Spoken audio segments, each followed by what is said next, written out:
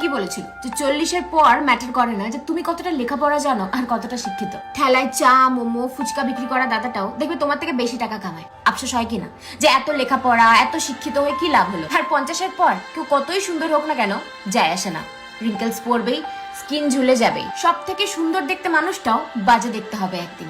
তোমার মনে হবে যে সৌন্দর্য দিয়ে কিছু হয় না, কারণ এটা চিরস্থায়ী নয়। আর 60-এর পর তুমি কত বড় ইনফ্লুয়েন্সিয়াল ব্যক্তি হও না কেন, তুমি কত বড় পোস্টেই ছিলে না কেন, সেই অফিসের দারোয়ানও তোমাকে আর পাত্তা দেবে না, কারণ তুমি আর পাওয়ারফুল নও।